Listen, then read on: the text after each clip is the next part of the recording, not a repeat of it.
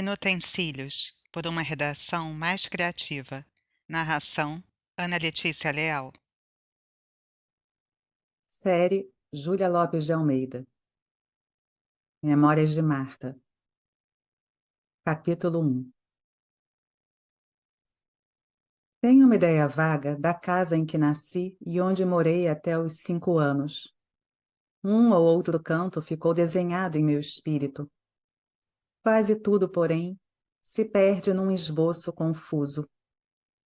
Assim as cenas, entre tantas coisas, tantos tipos e tantas palavras, que se refletiram nas minhas pupilas de criança ou que vibraram em meus ouvidos, que ficou bem pouco. Lembro-me, por exemplo, de um ângulo de quintal onde havia um banco tosco e um tanquezinho redondo que servia de bebedouro às galinhas. Era ali que eu lavava as roupas das bonecas.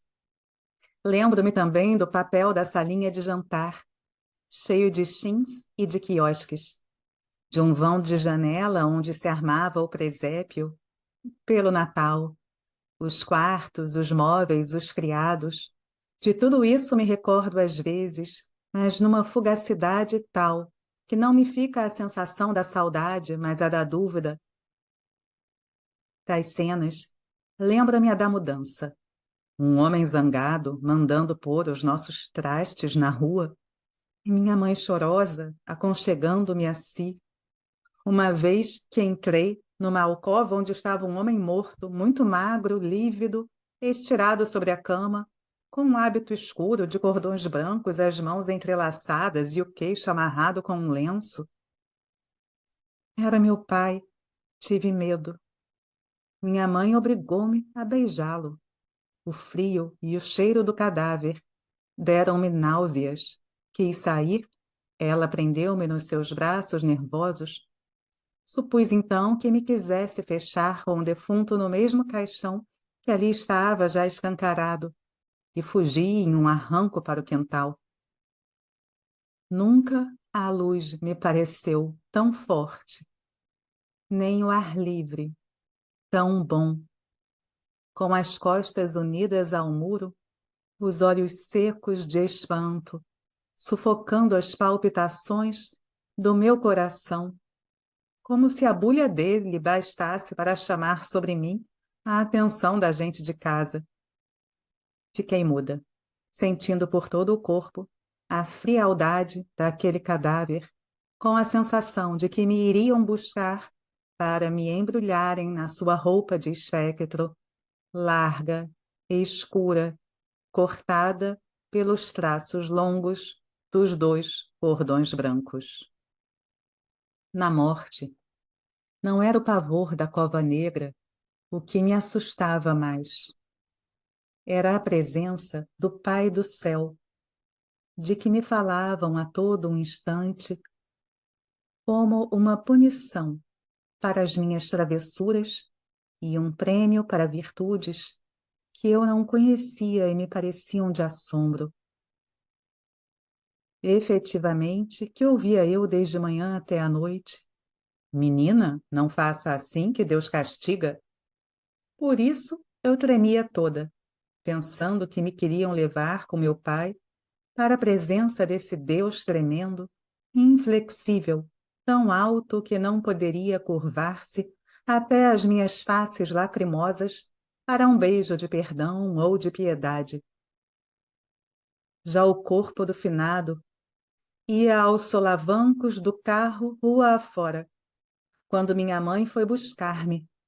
Vendo-a, gritei com força que me deixasse, e debati-me entre os seus braços frágeis. Ela convenceu-me a custo de que me queria na vida para a consolação dos seus dias negros.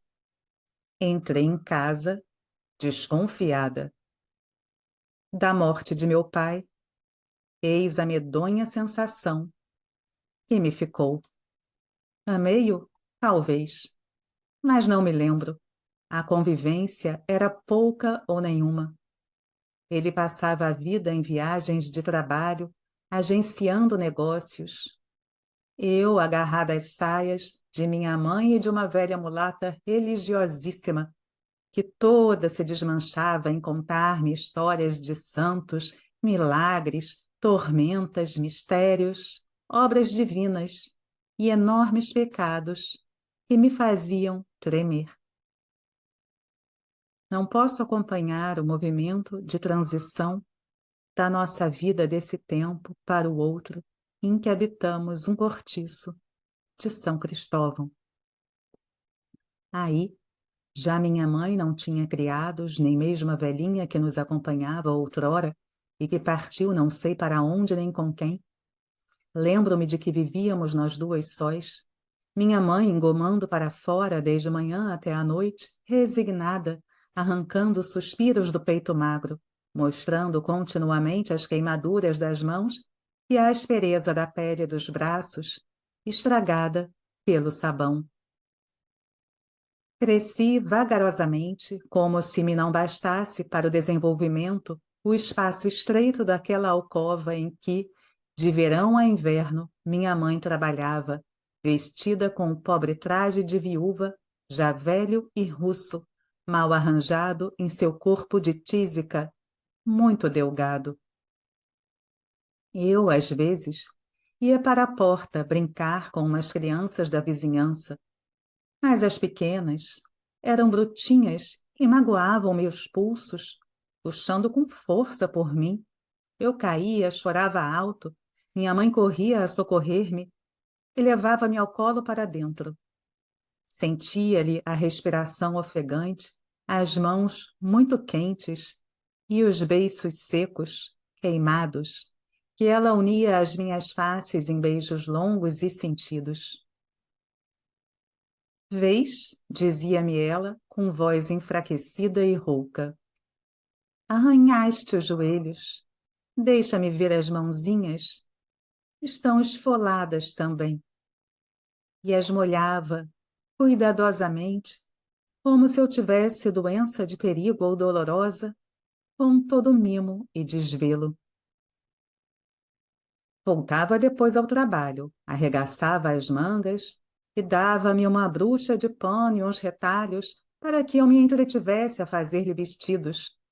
Vendo-me sossegada, punha-se a passar e repassar o ferro, muito pesado, ao longo da tábua assente, de um lado, no peitoril da janela, e de outro, nas costas de uma cadeira, forte e rústica. Eu alinhava uns corpos, uns aventais impossíveis e acabava por adormecer. Quando abria os olhos, via-me cercada de coisas que não vira pouco antes a meu lado. Uma manta a cobrir-me os joelhos, a cabeça sobre o travesseiro e, para que me não importunassem as moscas, um quadrado de Escócia, transparente, a tapar-me o rosto. Os dias sucediam-se sem que se notasse a menor alteração em nossa vida. Levantava-me tarde, minha mãe deixava-me agasalhada no leito e ia trabalhar silenciosamente. Nosso almoço era café e pão, café sem leite, muito fraco. O meu quinhão era sempre o maior. Findo o almoço, ia eu, como na véspera, para a porta, atraída pelos gritos alegres das crianças. E dali voltava chorosa, oprimida pela superioridade das outras, muito mais fortes do que eu. Chamavam-me lesma, mole, palerma, e riam-se das minhas quedas, da minha magreza e da minha timidez.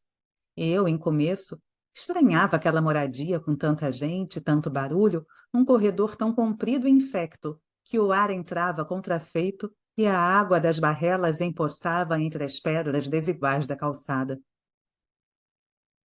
Minha mãe não permitia que eu me desembaraçasse como as outras. Tinha sempre os olhos em mim. Eu os sentia, às vezes, como brasas a queimarem minha pele. Se me desviava um pouco, ela gritava logo: Marta, vem cá! E eu voltava submissa. No tempo das chuvas, a reclusão que me era imposta dava ainda um tom mais lúgubre à minha solitária infância. Fui sempre medrosa e dócil. Minha mãe levava-me poucas vezes consigo quando saía a entregar a roupa na casa dos fregueses. Deixava-me quase sempre com uma vizinha, uma ilhoa bruta que batia nos filhos e injuriava o marido. Uma ocasião, assisti a uma cena que não me sairá nunca da memória. A Carolina, filha mais velha da ilhoa, era compassiva e bondosa. Há flores nos pântanos e refletem-se muitas vezes na lama os raios das estrelas. Eu gostava dela, que era como que uma asa a proteger-me das maldades dos irmãos mais novos. Nesse dia ela notou que eu tinha fome. É que já haviam se passado 4 horas desde o meu pobre almoço de café fraco e pão seco. Eu tinha apenas 7 anos e nessa idade o apetite não dorme. Pois bem, a Carolina, condoída, deu-me um bocado de carne com farinha, dizendo-me, ao mesmo tempo, umas coisas consoladoras e meigas. Eu devorava verdadeiramente aquele acepipe raro quando a ilhoa chegou. Vendo-me, perguntou admirada: "Quem te deu isso?" Eu tinha a boca cheia e não pude responder logo. A Carolina disse sem titubear, com toda a sua acostumada serenidade, que tinha sido ela. A mãe enfureceu-se e, fechando apertadamente as mãos, deu-lhe, com toda a rijeza de seus pulsos de ferro, uma meia dúzia de socos que a deitaram por terra. A Carolina afirmava que o quinhão que me dera era o seu, só o seu, que ela não tinha vontade de jantar. Não me importa, continuava a enraivecida mulher. Bato-te para que saibas que não se mexe na comida, sem minha licença. Desatei a chorar e foi assim que minha mãe me encontrou. Chegando em casa, contei-lhe tudo. Ela fez-se pálida, teve um ataque de tosse prolongado e violento. Depois, ainda anelante de cansaço, procurou aquietar-me, prometendo que não me deixaria mais e iria entregar a roupa aos fregueses em minha companhia. Assim foi. Na primeira semana, saí também. O dia estava quente e luminoso. Eu sentia o calor das pedras da calçada e das paredes das casas onde ia roçando as mãos. Em mais de meio do caminho, minha mãe parou de repente, ao ver uma senhora muito elegante, que se aproximava, e puxou-me para dentro de um corredor, dizendo, quase maquinalmente: "Deixa passar, não quero que me veja assim." Ali estivemos alguns minutos, até que tornamos a sair para a rua. A tal senhora sumira-se em uma esquina. "Quem é?" perguntei eu, atônita. "Quem é aquela senhora tão bonita?" "Era uma amiga minha", respondeu, apertando-me brandamente a mão, a minha pobre mãe. "Mas então por que não lhe falou?" Minha mãe sorriu, desceu para mim seu olhar doce e úmido e suspirou sem me dizer mais nada. A resposta tive-a anos depois, do tempo, da idade, do destino e dos desenganos. Por que não reconheceria uma senhora rica, elegante, feliz, como amiga antiga, uma mulher decaída, andrajosa quase e miserável? Havia entre as duas uma barreira que a minha pequena altura não me permitia dominar. Fui pensando nisso até a casa da freguesa. Entramos em uma sala de jantar quadrada, com janelas e portas para um terraço de mosaico branco e preto e em xadrez. A dona da casa cortava uns moldes sobre a mesa, coberta de oleado escuro com ramagens cinzentas e vermelhas. Em um canto, a filha mais velha cosia à máquina um vestido de linho cor-de-rosa claro, guarnecido de rendas. No vão de uma janela, ao lado da moringueira envernizada, uma menina da minha idade vestia, em uma boneca de cara de louça e corpo de pelica, um traje de veludo bronzeado, prendendo-lhe nos cabelos muito louros um laço da mesma cor. Vendo-me, sentou-se em um banco baixo e pôs-se a tirar de um cofre de tartaruga fatos de seda, de cetim e de caxemira para a sua querida boneca. Chamou-me, fez-me sentar a seu lado, mais por vaidade que por outra coisa, e desenrolou à minha vista o grande enxoval de Mademoiselle Rosa. Ria-se muito das minhas exclamações e movia a Mademoiselle em uns trejeitos graciosos, dizendo palavras amáveis e pretensiosas. Depois, enfastiada de brincar, falou-me da mestra, das amigas, de uma festa de Natal a que assistira, de caixas de amêndoas forradas de seda, de bombons, de joias, de passeios. Levou-me à sala, mostrou-me o álbum, os quadros, as jardineiras, sentou-se ao piano e tocou uma lição do método, tendo o cuidado de virar para cima a pedra do anel que, por largo, descaía. Conduziu-me depois para defronte do espelho, um grande espelho que vinha do teto ao chão, tomando uma parede toda. Como me achei triste e feia ao lado daquela menina da minha idade. Ela, muito alva, corada, olhos rasgados e brilhantes de alegria e de orgulho, o vestido claro, curto, bibe branco bordado, meias pretas esticadas por cima dos joelhos. Eu, pálida, o cabelo muito liso feito em uma trança apertada, as pernas magras, as meias de algodão engelhadas, o vestido de lã cor de Havana, muito comprido e esgarçado, os sapatos de duraque rotos. Ela me compreendeu e demorou-se maldosamente a confrontar-me com altivez. Eu me sentia humilhada e com vontade de chorar. Em casa da ilhoa ou em casa da freguesa, caía sobre mim, com todo o peso, o horror da minha incompreendida situação. Voltamos para dentro. O rol estava conferido. Chamavam por nós. Lucinda, disse então a dona da casa para a filha mais nova, vai buscar teu vestido encarnado para o dares a esta menina. É novo ainda, continuava ela, voltando-se para minha mãe. Mas não vai bem a Lucindinha, e o pai não gosta da cor. Veio o vestido, enfiaram-no por cima do outro para o experimentarem em mim. Parece um macaquinho, exclamava Lucinda, desferindo umas risadinhas agudas a olhar para mim. Eu corava e tinha ímpetos de o arrancar do corpo. Viravam-me de costas, de frente, de lado. Faziam-me levantar os braços, abaixá-los e dobrá-los. Prestei-me como um autômato, indignada, sem saber por quê, revoltada, mas submissa e trêmula. Quando minha mãe agradeceu a esmola, senti parar-me o coração. Por que não teria eu igual direito a possuir tudo, como a Lucinda, sem pedir ou aceitar esmolas?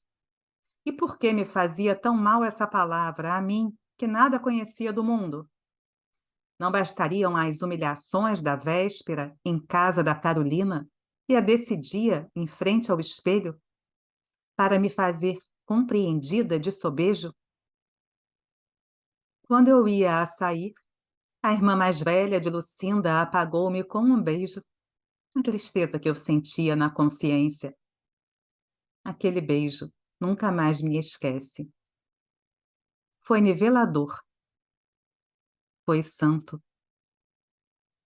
As crianças pensam, e as impressões que sentem são as mais duráveis e profundas muitas vezes. Tenho passado por grandes tempestades, e nenhuma me deixou mais vestígios do que a que abalou minha meninice, não sendo, todavia, essa a maior. Tornei a ir na semana seguinte à casa da freguesa. A Lucinda não estava. Fora para o colégio. A mãe tinha separado umas roupas, já curtas e apertadas para a filha, e deu-as para mim. Dessa vez, custou-me menos receber a caridade. O primeiro passo é sempre o mais difícil em uma vereda desconhecida. Habitua-se a gente a tudo, até ao perigo, até à humilhação. Perguntaram-me se eu já sabia ler. Minha mãe respondeu que não. Mas por que a não mete na escola? Ela já tem idade de aprender. É que eu não podia mandar minha filha, tão pobrezinha, para a escola. Agora que tem esta roupa assim, posso trazê-la asseadinha e levá-la lá. Faz bem, disseram, ameigando-me, as bondosas senhoras. Voltei nesse dia mais alegre para a nossa tristonha alcova da estalagem de São Cristóvão. Passei a tarde toda à porta com as crianças da vizinha.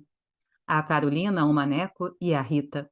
O Maneco tinha 8 anos, era magro, orelhudo e pálido. Cheirava sempre a cachaça e vivia fumando as pontas de cigarros encontradas no chão. Era ele quem mais me afligia e, entretanto, quem mais me procurava. Quando se ria, mostrava as gengivas arroxeadas, como se estivessem cozidas pelo álcool, e os dentes grandes, desiguais, ainda muito novos. Era alto para a idade, mas magríssimo, com o peito fundo e os braços e as pernas moles. A irmã mais nova tinha 5 anos, mas podia comigo ao colo, a Rita, já dona de um vasto vocabulário de insultos, de resto bonita, morena e engraçada. A esse rancho juntava-se às vezes um mulatinho, o Lucas, mais moço do que eu, muito sujo, e que passava a vida a mentir. Nesse dia entrei para a roda com ar altaneiro. Falei de coisas suntuosas, presentes, doces, vestidos, gozando do olhar de inveja e admiração dos outros. Só a Carolina parecia não me ouvir, lavava os esfregões das panelas, com o corpo em C e os braços enterrados na água mal cheirosa da tina.